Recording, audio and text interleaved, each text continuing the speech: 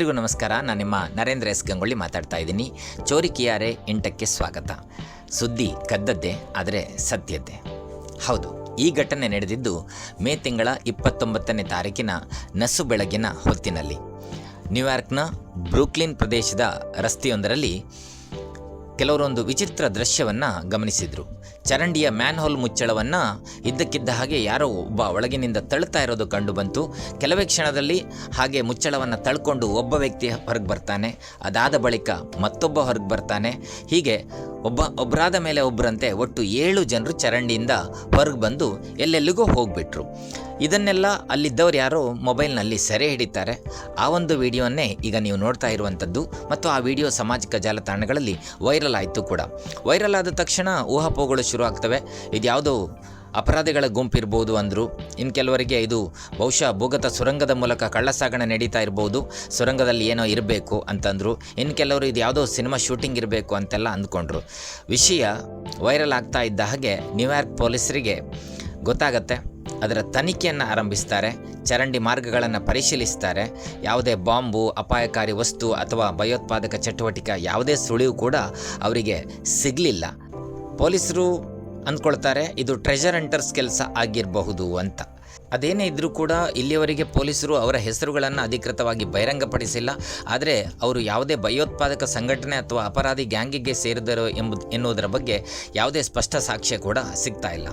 ಅಷ್ಟಕ್ಕೂ ಅವ್ರು ಏನು ಮಾಡ್ತಾಯಿದ್ರು ಹಾಗಾದರೆ? ನಿಮಗೆ ಗೊತ್ತಿರಲಿ, ಅಮೆರಿಕದಲ್ಲಿ ಕೆಲವರು ಚರಂಡಿ ಮತ್ತು ಭೂಗತ ಸುರಂಗಗಳಲ್ಲಿ ಬಿದ್ದಿರುವ ನಾಣ್ಯಗಳಿಗೆ, ಆಭರಣಗಳನ್ನು ಮತ್ತು ಬೆಲೆ ಬಾಳುವ ವಸ್ತುಗಳನ್ನು ಹುಡುಕುವ ಹವ್ಯಾಸವನ್ನು ಹೊಂದಿರ್ತಾರೆ. ಇಂಥವರನ್ನು ಕೆಲವೊಮ್ಮೆ ಟ್ರೆಜರ್ ಹಂಟರ್ಸ್ ಅಥವಾ ಅರ್ಬನ್ ಎಕ್ಸ್ಪ್ಲೋರರ್ಸ್ ಅಂತ ಕರೀತಾರೆ. ಆ ಗುಂಪು ಕೂಡ ಅಂತಹದ್ದೇ ಇರಬಹುದು ಅನ್ನುವಂಥದ್ದು ಪೊಲೀಸರ ಪ್ರಮುಖ ಅನುಮಾನ. ಇವತ್ತಿನವರೆಗೆ ಪೊಲೀಸರಿಂದ ಯಾವುದೇ ಅಧಿಕೃತವಾದ ಅಂತಿಮ ವರದಿಯಾಗಲಿ ಆರೋಪವಾಗಲಿ ಪ್ರಕಟ ಆಗಿಲ್ಲ. ಆದರೆ ಖಜಾನೆ ಹುಡುಕಾಟ ಇರಬಹುದು ಅನ್ನೋದು ತನಿಖೆಯ ಒಂದು ಸಾಧ್ಯತೆ ಮಾತ್ರ. ನಾನು ಈಗಾಗಲೇ ಹೇಳಿದ ಹಾಗೆ ಬಹುತೇಕ ಜನರಿಗೆ ಗೊತ್ತಿಲ್ಲದ ಒಂದು ವಿಷಯ ಏನಂತಂದರೆ, ನ್ಯೂಯಾರ್ಕ್ ನಗರದ ಚರಂಡಿಗಳು ಮತ್ತು ಮಳೆ ನೀರು ಹರಿಸುವ ದೊಡ್ಡ ದೊಡ್ಡ ಸುರಂಗಗಳು ಏನಿದೆ ಅದರಲ್ಲಿ ವರ್ಷಗಳಿಂದ ಕೆಲವರು ಟ್ರೆಜರ್ ಹಂಟಿಂಗ್ ಮಾಡ್ತಾನೇ ಇದ್ದಾರೆ. ನಿಮ್ಗೆ ಅನಿಸುತ್ತೆ ಈ ಚರಂಡಿಯಲ್ಲಿ ಖಜಾನೆ ಹೇಗೆ ಸಿಗತ್ತೆ ಅಂತ ಅಲ್ವಾ? ಪ್ರತಿದಿನ ಲಕ್ಷಾಂತರ ಜನರು ನ್ಯೂಯಾರ್ಕ್ ನಗರದ ರಸ್ತೆಗಳಲ್ಲಿ ಓಡಾಡ್ತಾ ಇರ್ತಾರಲ್ವ. ಆ ವೇಳೆ ಕೆಲವರ ಕೈಯಿಂದ ಚಿನ್ನದ ಉಂಗುರಗಳು, ಬೆಳ್ಳಿ ಆಭರಣಗಳು, ನಾಣ್ಯಗಳು, ಮೊಬೈಲ್ ಫೋನ್ಗಳು, ಗಡಿಯಾರಗಳು ಚರಂಡಿಯ ಸಣ್ಣ ರಂಧ್ರಗಳ ಮೂಲಕ ಕೆಳಗಡೆ ಬೀಳ್ತವೆ. ಹೀಗೆ ಆ ಚರಂಡಿಯಲ್ಲಿ ಬಿದ್ದಂಥ ವಸ್ತುಗಳು ಯಾವುದೋ ಒಂದು ಲಿಮಿಟೆಡ್ ಪ್ರದೇಶಗಳಲ್ಲಿ ಸಂಗ್ರಹ ಆಗ್ತವೆ.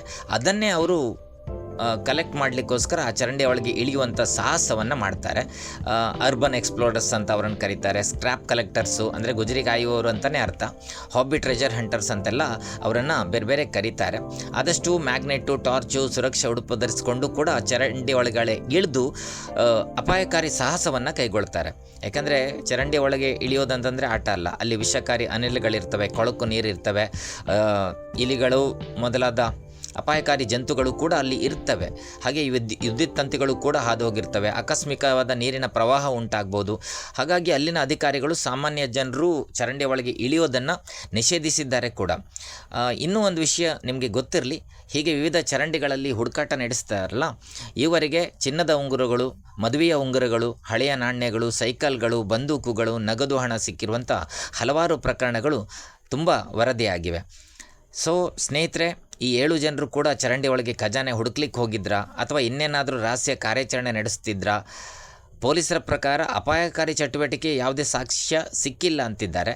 ಆದರೆ ನ್ಯೂಯಾರ್ಕ್ನ ಭೂಗತ ಲೋಕದಲ್ಲಿ ವರ್ಷಗಳಿಂದ ಖಜಾನೆ ಹುಡುಕುವ ವಿಚಿತ್ರ ಸಂಸ್ಕೃತಿ ಇದೆ. ಬಹುಶಃ ಈ 7 ಜನ ಕೂಡ ಅದೇ ಸಾಹಸಕ್ಕೆ ಇಳಿದಿರ್ಬೋದು ಅಂತ ಅಂದ್ಕೊಳ್ತೀವಿ. ಸದ್ಯಕ್ಕೆ ಅಲ್ಲಿನ ಪೊಲೀಸರ ಬಳಿಯೇ ಅಂತಿಮ ಉತ್ತರ ಇಲ್ಲ. ಆದರೆ ಈ ಘಟನೆ ಇಡೀ ಜಗತ್ತಿನ ಗಮನ ಸೆಳೆದಿರುವುದಂತೂ ಮಾತ್ರ ಸತ್ಯ. ಮುಂದೇನಾಗುತ್ತೆ ಕಾದು ನೋಡೋಣ. ನಾಳೆ ಸಿಗ್ತೀನಿ. ಧನ್ಯವಾದಗಳು.